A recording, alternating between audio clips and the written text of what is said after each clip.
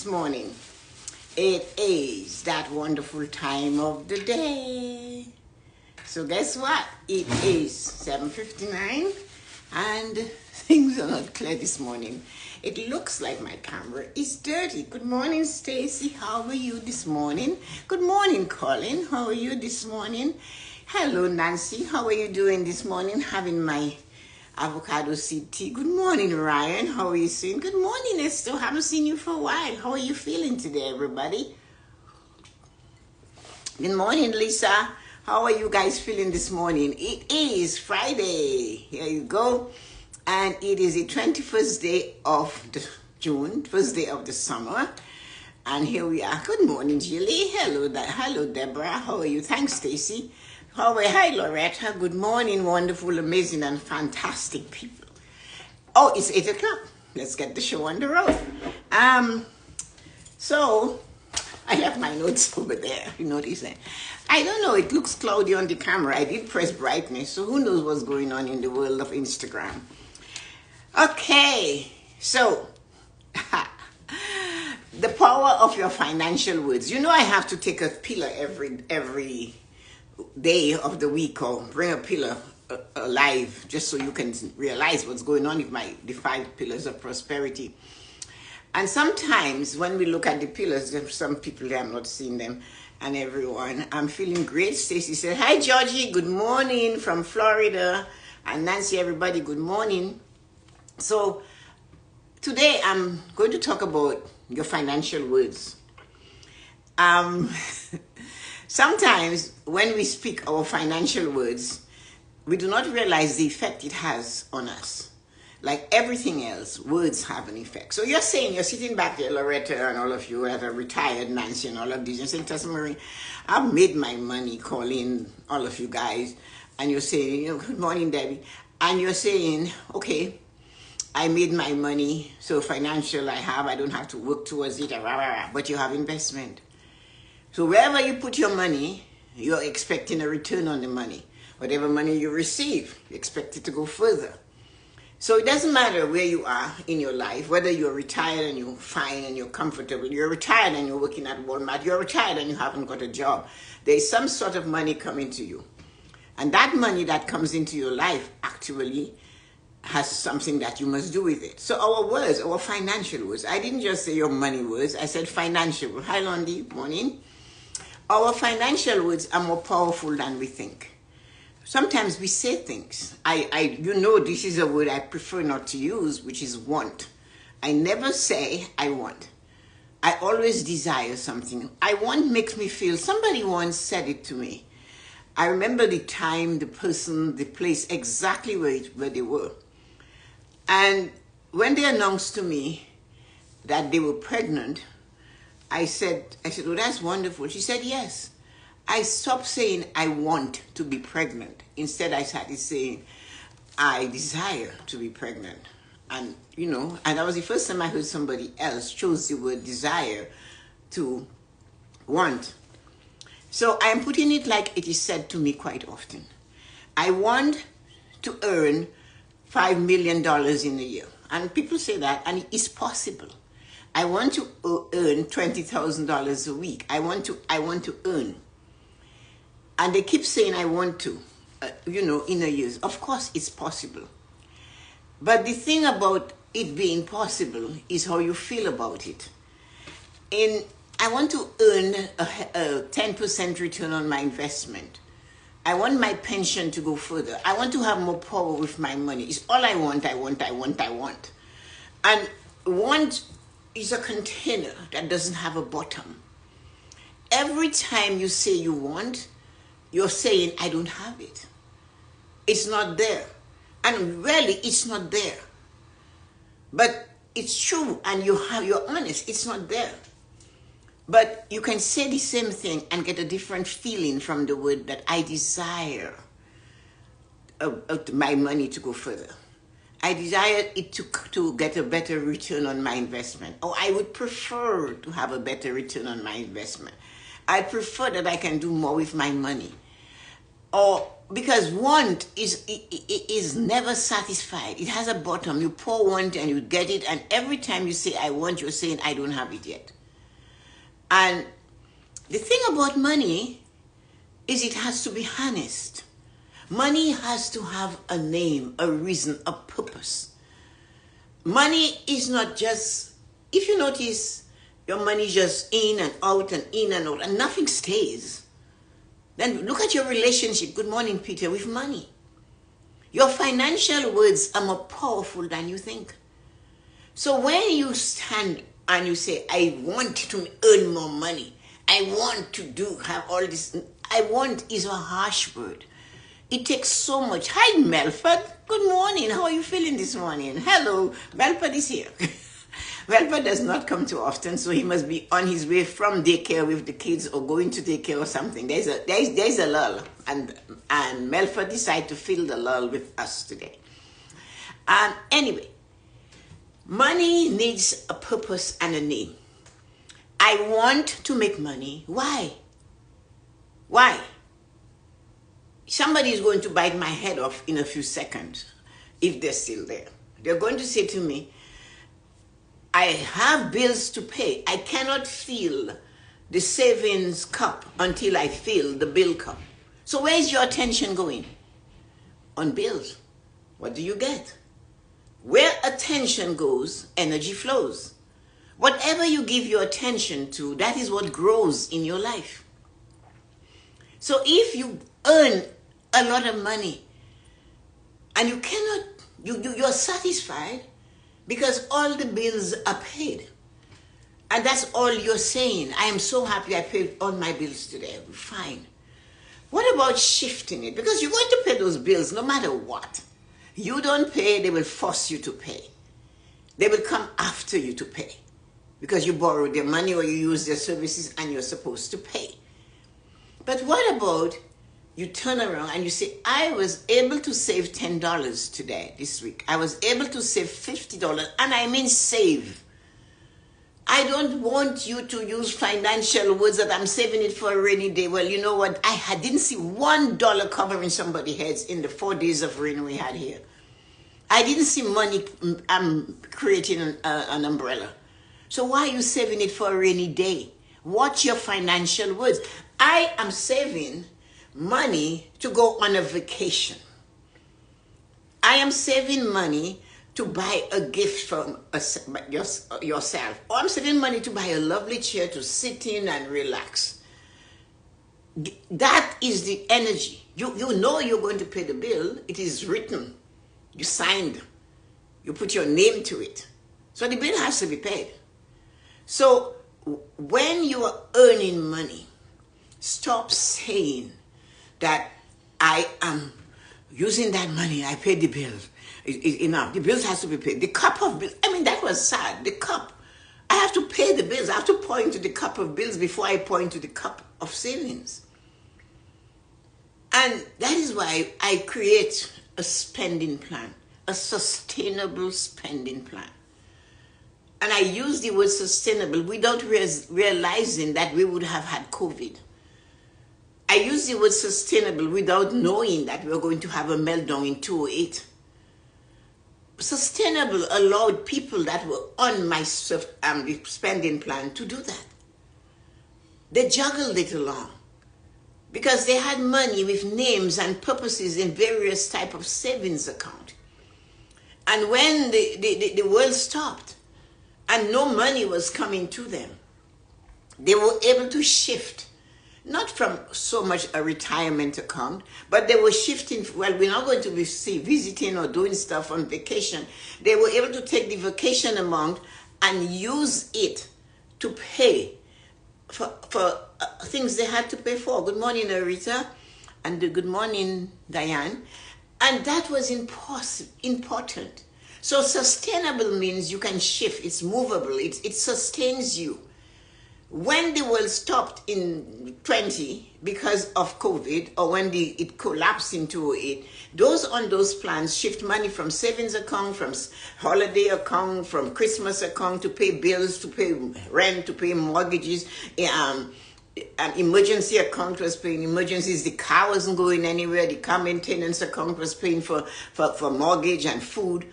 And they sustained themselves. When things cleared up, since these were automatic withdrawals from the checking account into all of these savings accounts, it worked because this system continued. The minute money went in, it was boom, bam. It went where it's supposed to go. But if you do not understand your words are impactful, if you're going to earn $1,000 a day, why? What is your purpose for wanting $1,000 a day? Whether it's from your investment, your pension, or your income, or what you do as a small business owner, it does not matter. You are earning this money. What is it? We know. What you know, you don't have to repeat. What you know, you don't have to do it over and over again in your head and make it take all your positive energy and grab you. The bills. Well, the bills. How many times will you talk about the bills with more passion than when you kiss your husband or your wife? Tell me. How many times you talk about the bills and every nerve and sinew of yours was on tap? It was draining. Oh, the bills. All this time of the month. I say it all the time with Tessa-Marie. The bills. And then you admit it. All I do, good morning, Yuko. How are you feeling? All I do is pay bills. Well, then that's what you said. Your financial words, the one I really, really love to hear, and honestly, throttling that human being when they say it is very possible. I'm broke. Tessa-Marie, I'm broke. And sometimes I just take the word and I said, what is broke? I have no money. I say, you have no money and you're broke. So because you have no money, you are broken. Because you have to take the words literally sometimes so that you realize you need to stay away from it. The more you say you have no money or you're broke is the more that happens. What you say is what you get. It is a fact. Everybody around the world, whether you like American politics or not, or whether you believe in politics, we all heard lock her up, put her in jail, this and that.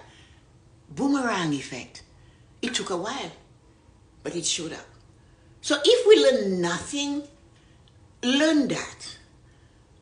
All you open your mouth and you say negative things about your money, you're going to get it. You say negative things about somebody, you're going to get it. It doesn't belong to them. You are the creator of your destiny. You are the creator of your life, the life you live. You are the creator of this person that you're sending it out there, which is really you. Because it affects every nerve and sinew in you, and you just say it and say it and say it. And when you get it, you forget. You don't even remember. You are the one that said you were sick. And you are the one that admitted you were broke. But you are not. And if you do not, you're not broken. You might have money to pay the things that needs to be paid. But that doesn't make you broke. Or when you say, I do not have, how did my brother put it? I do not have enough to give. He didn't say he didn't have. He said he did not have enough to give. So when he took his collection plate and he found himself asking members of the family to put something in the collection plate, everybody was stunned. They all looked at him and they go, what are you doing? What do you need? Why do you need? And there was no, that was the answer we got. And then, big mouth over here. But you never once released your hands. You were always opening it to receive. But you never, and you kept saying you do not have enough. Well, guess what? Your words are your reality. Your financial words are your reality. Anything you say belongs to you. And if we only know that when the life is going down the drain financially, look at what you're saying. Because covers everything. Today just happens to be financial words. But it's the energy and the word put together that report. It just becomes your light. It's like, hey, these were your words. Here it is. You created it. How do you like it? The person that you spewed it on, the energy that you spewed, they make more money than me. Well, of course they're going to make more money than you. You just said it. So you put yourself to the point where you do not get the money because you just said they made more money than me. And it's your words. More than me. Me is you. What we say financially, we receive. And of course, I need to tell you the opposite of this. As I said, we have responsibilities. They are responsibilities that we must do. This message is definitely a reminder for me. Thank you, Rita. I love when somebody gets it. If it's just one mission accomplished. Thank you. When you look at the money that we have, hi Azim, good morning, good afternoon. You're in India, it's true. So when you look at the money we have, and you turn around and you say, you know what? I don't have enough. I cannot afford this. Somebody, what was it this week about I cannot afford this? Something happened and somebody said to me, I cannot afford to pay this.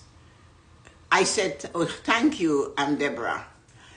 If you cannot afford to pay it, then you can't. It's your words. And if somebody says to you, you know, can I have some money from you? Can I borrow money from you? You can always say to them, hey, the money I have is allocated for something else. You are not admitting, you don't say to your man, I'm so broke, I can't lend you money, I'm more broke than you. Exactly. Then you become more broke than them. And then you're going, the thing is that we don't remember, we said it. We don't remember, we asked and we shall receive. That is what they say to us. And we don't remember that. Ask and you shall receive. State and it is yours. Your wish is my command, the genie says. And when you get it, you're saying, I don't know what's happening to me. Yes, your words, your tongue, that piece of muscle, man, this thing is powerful. But when you use it for finance, it really has hi, somebody, Nia. It really has a really powerful result.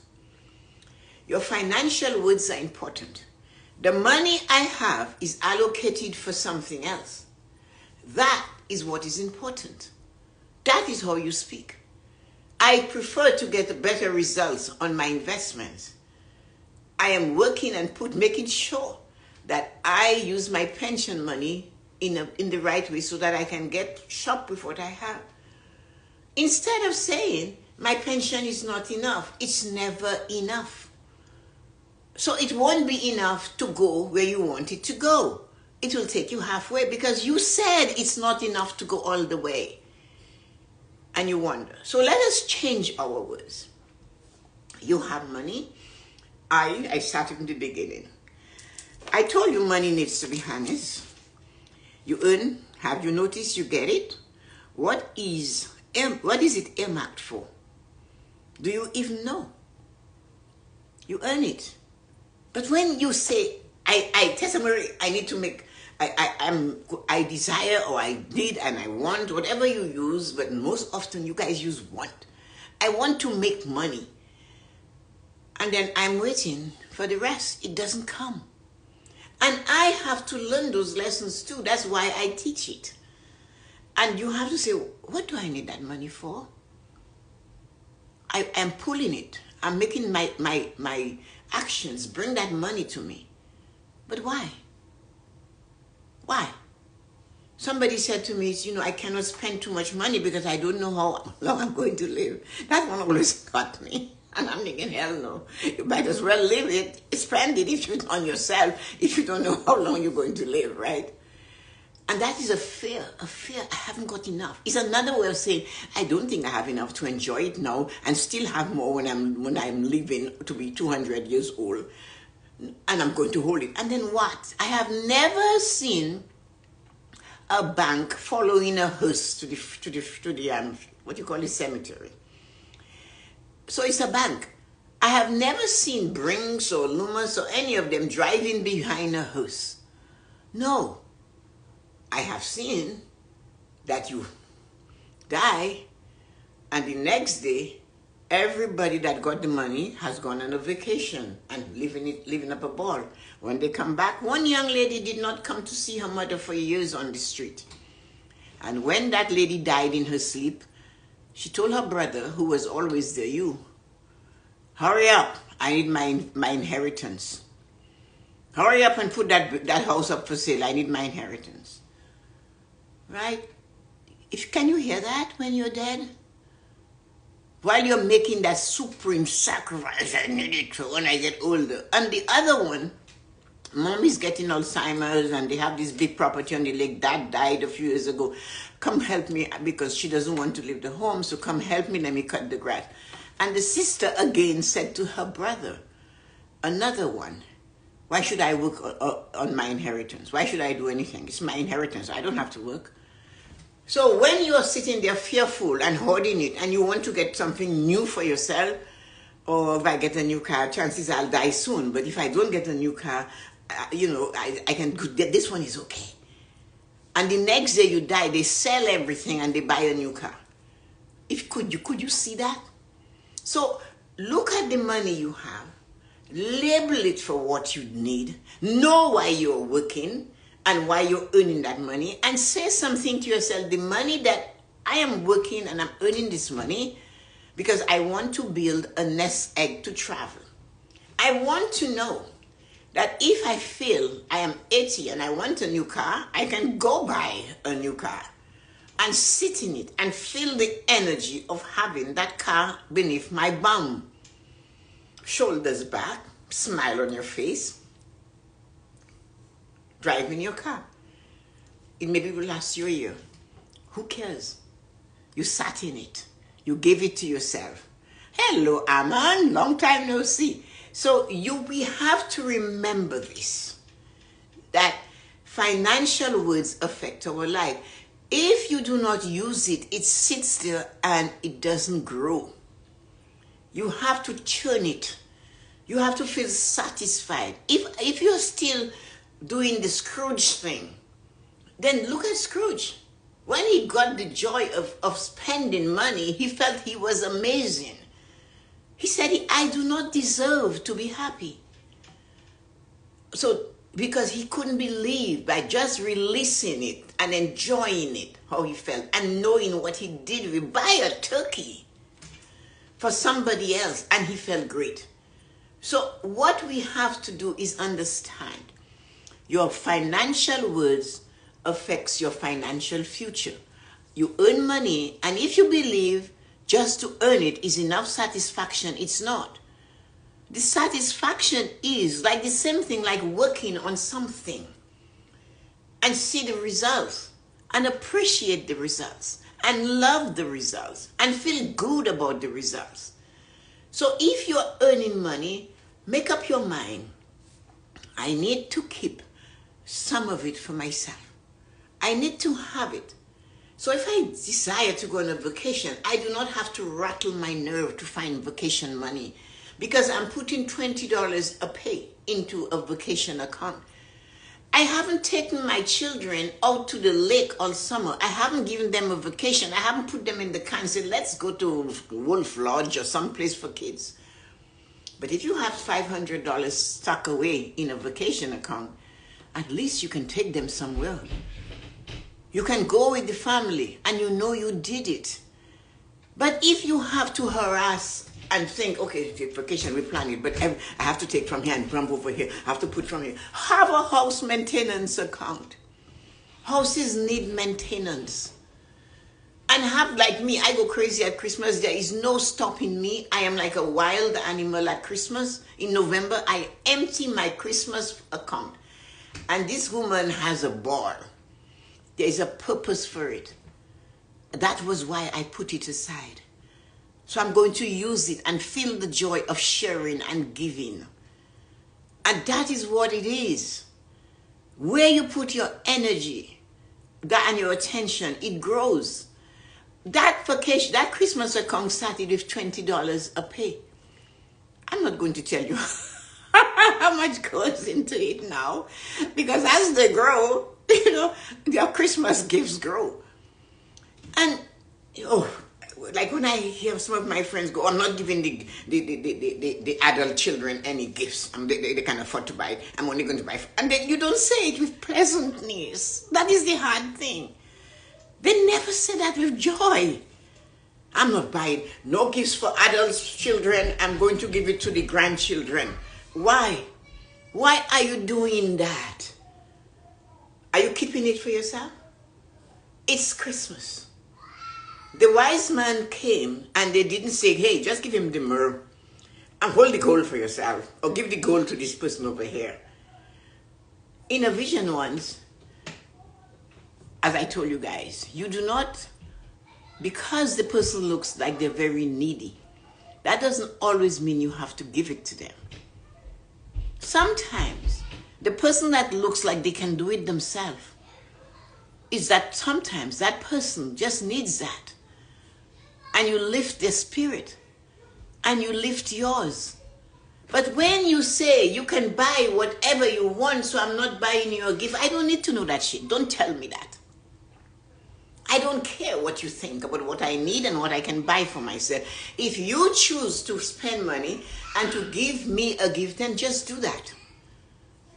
And if you, the fool that receives the gift, said you shouldn't have, then shut up. You don't tell people what to do with their money. If somebody goes on a vacation and they look at them and they say, you know what? I think I would like to give that to Joan. And Joan gets it and say, oh, you didn't have to do that. You know what Tessa-Marie Shillingford does? I take my thing, I say, give it back. I take it. You don't want it, give it back. But accept it. You know why you don't want to receive a financial gift that I spent money on? It's because you don't want to do it for me. It's because you don't want to do it for your adult children. But your adult children or your adult child might like a nice pen. And it's not a lot, or maybe it could. You buy them a Mont Blanc. It's an amazing pen. It has weight. It feels, they like to what you call it, to decorate, or to just say, you know what, I know you like tools, so here is a Home Depot credit card. Mom, I can, whatever card, not credit, a gift card. Mom, I can afford it. I know you can afford it, but I wanted to give you something. And you make them think, because in turn, that rope is going to grow. It's a chain. And they won't tell their daughter or their son, I'm only going to give it to the children. No. My kids are adults. That is just what I like. What it is you want for Christmas. Michael once said, oh, Mom, just give us money.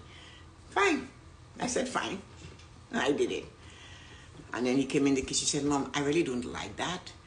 I prefer to have a gift to open under the tree. That's what he said. So of course, you can give them money, but you have to give a gift. The point of it is that have a purpose for money. See money as something joyful. Don't see you give money as a need. I must do that so I can get to heaven. Do not give the check to the church so they can say, oh, so-and-so give us a big fat check. That is not why you do it. Find out your reason for wanting to donate to the place where you go and share. I want that building to always be there. And you can say that to keep my church door. Can you imagine you give a check to the church and you write in this in this subject line, to make sure my church never closes down. I like coming here. My temple, my mosque, whatever it is. They're going to read it, right? Even if you send an e-transfer, you can put a message. Why not do something funny and joyful and think? Because your financial words depicts your financial future. Use your money to bring a smile onto somebody's face. Use your money For the person whose head is down lifts up and you see the eye and it dances. Or maybe that is the first time you saw that blue eye that shocks you. That was your reward for giving to the person sitting on the grate. When they lift their eyes from where they were to say thank you, and their eyes sparkle. And for once, you connect with somebody you didn't know, but you could see something in them. You can hold on to that. That's joy. So use your money and have a purpose for using it. Have a purpose for earning it. But reward yourself. Chris Rock? Yeah. He told it to us best. What is the importance of having all that money? So you can it doesn't give you happiness. It gives you a certain amount of joy in experiences you can have. So use it to have experiences. Use it to have, instead, simple things. You have a toilet in your house. And as you're getting older, it's not easy to go up and down and sit on it. But they have toilets that are higher. So it's not as difficult to go down or to go up.